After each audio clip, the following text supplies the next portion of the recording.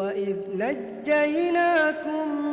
من آل فرعون يسومونكم سوء العذاب يذبحون أبناءكم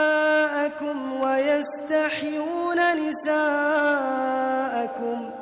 وفي ذلكم بلاء من ربكم عظيم وإذ فرقنا بكم البحر فأنجيناكم وأغرقنا آل فرعون وأنتم تنظرون وإذ واعدنا موسى 40 ليلة ثم اتخذتم العجل من بعده وأنتم ظالمون ثم عفونا عنكم من بعد ذلك لعلكم تشكرون وإذ آتينا موسى الكتاب والفرقان لعلكم تهتدون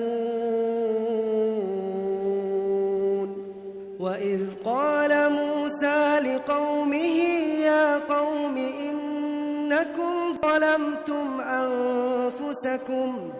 إنكم ظلمتم أنفسكم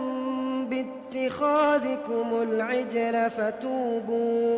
فتوبوا إلى بارئكم فاقتلوا أنفسكم ذلكم خير لكم عند بارئكم فتاب عليكم إنه هو التواب الرحيم وإذ قلتم يا موسى لن نؤمن لك حتى نرى الله جهرة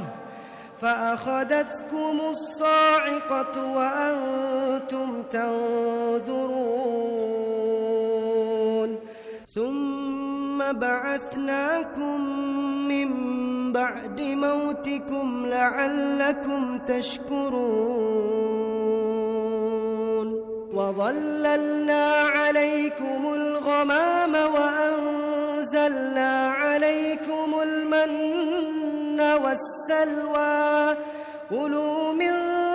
طيبات ما رزقناكم وما ظلمونا ولكن كانوا أنفسهم يظلمون